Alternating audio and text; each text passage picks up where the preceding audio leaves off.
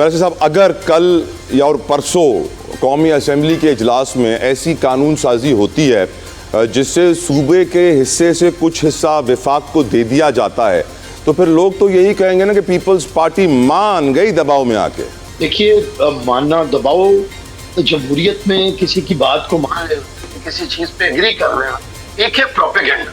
अब आप बताएं कि क्या किसी की बात मान जाना, अगर कोई कायल कर ले और थोड़ी बहुत अपने मनवा लेना, कुछ उसकी मान लेना, इसी को जमहूरियत कहते हैं। मैं नहीं समझता कि ऐसी कोई कानून साजी हो रही है जिससे सूबों के हकूक के ऊपर कोई कदम आएगा।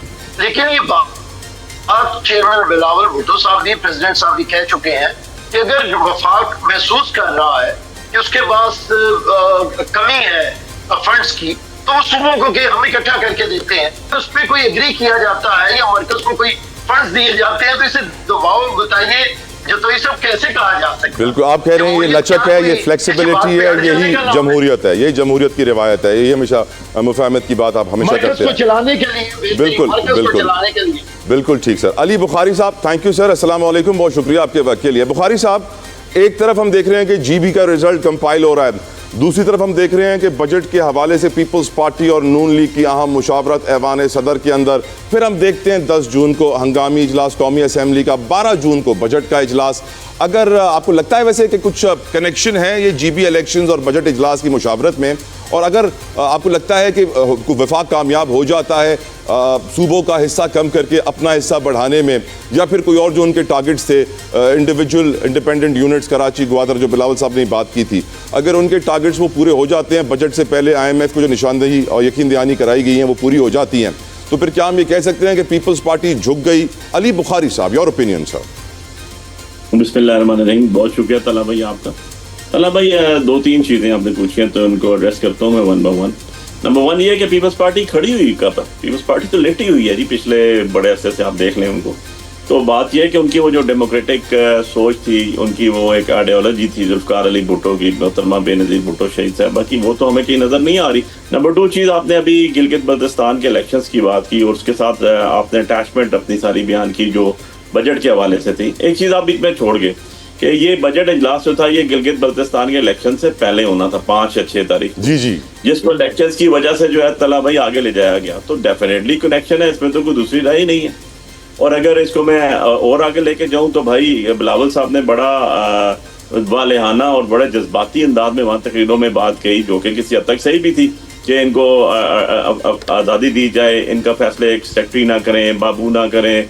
यार कहने को तो बहुत अच्छी बातें हैं, लेकिन आप तो पिछले 26वीं अमेंडमेंट भी ले आए, 27वीं अमेंडमेंट भी ले आए और भी बहुत कुछ लेकर आ चुके हैं, तो आपने क्यों नहीं की अभी तक? तीसरी चीज़ इसमें ये आ गई कि इलेक्शंस के ऊपर भी पहले थोड़ा सा बात कर लेते हैं कि छोटा सा इलेक्शन है, हज़ारों की तादाद में 9 लाख वोटर है, जिनमें से हज़ारों की तादाद में जो है वोट्स पोल हुई है, उसके अंदर सो कॉल्ड जिसको आप कहते हैं 3 दिन में रिजल्ट कंपाइल नहीं हो रहा अभी तक। यार पता नहीं कौन सी दुनिया में हम रहते हैं, क्या रोटी को हम चोटी कहते हैं, आई डोंट नो कि क्या हो रहा है क्या नहीं हो रहा। हमें इलेक्शन लड़ने की इजाज़त नहीं देते हैं, हमारी पार्टी निशान नहीं देते, निशान हमारा होता है तो कैंडिडेट्स के टिकट जमा होते हैं, उनको आज़ाद जबरदस्ती कर देते हैं। अली भाई मुझे एक चीज समझनी है आपसे, ये जो इलेक्शन के अंदर ये जो जाली बैलेट पेपर कह के 300-400 वोट्स रद्द कर दिए जाते हैं, तो इसकी कोई इंक्वायरी नहीं होती, तफ्तीश नहीं करता इलेक्शन कमीशन के जाली बैलेट पेपर कौन लेकर आया, कैसे अंदर तक पहुंचा, डब्बे के अंदर कैसे गया, किसी ने इसको रोका क्यों नहीं? ये इस तरह क्या आपको लगता है पीटीआई के वोट बस वेस्ट करने हैं तो बस जाली करार दे दो? सर ये जाली करार दे देते हैं, उसके बाद आप कहाँ जाएंगे? मैं आपके सामने बैठा हूँ तला भाई, इस्लामाबाद से,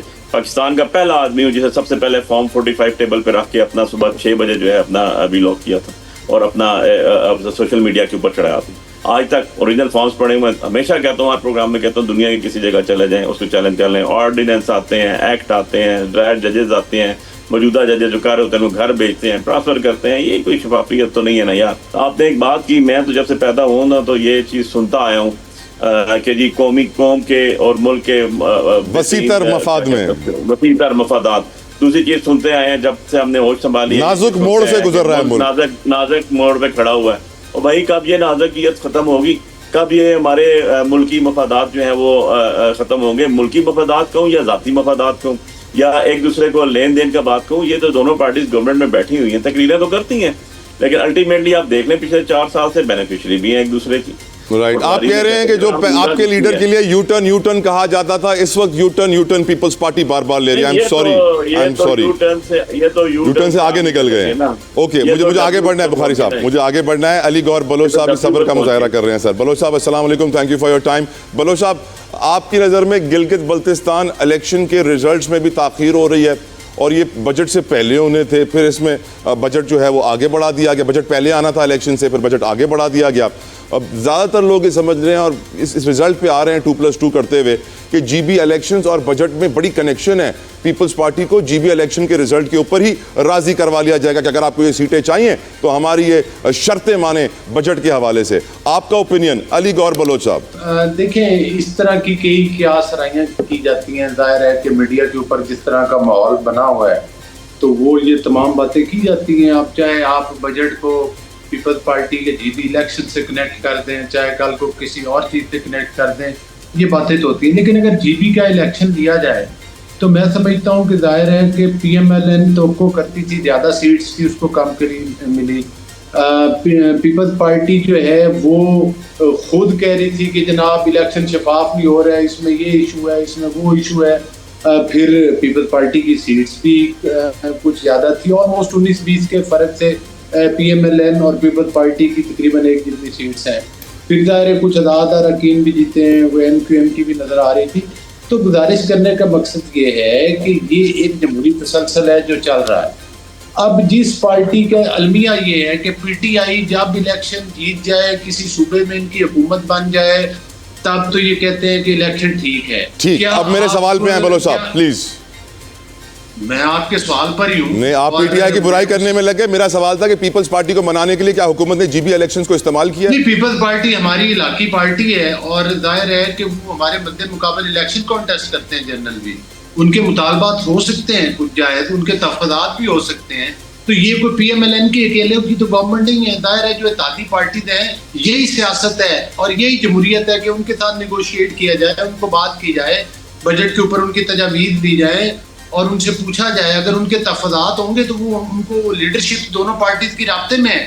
और बजट भी आ रहा है, बजट आ जाएगा। दायर है गिलगित बल्तिस्तान के इलेक्शन थे, उस वजह से कुछ मीटिंग्स डिले हुई और अब वो हो रही हैं। और आज शाम से, मेरा ख्याल है कल शाम से जो है वो सेशन जो है वो कॉल कर लिया गया। वैसे सर, तो इसमें तो कोई दूसरी राय नहीं। आप मुत्तमईन हैं इलेक्शन के अमल से, इलेक्टोरल प्रोसेस से? ये जो 400 बैलेट पेपर्स को जाली करार दे के वोट कैंसिल कर दिया जाता है, आपकी नज़र में हमारी जमहूरियत मैच्योर हो रही है? सर, मेरे हल्के में मेरा 3500 से मैं जीता था और 1900 का मेरा फ़र्क निकला था जनरल इलेक्शन में PMLN क्रिटिकल। अभी मेरे भाई इधर बता रहे थे, तो मैं भी मुतलका फॉरम्स के ऊपर गया था। मेरे हल्के से 9000 वोट मेरा रिजेक्ट किया गया था।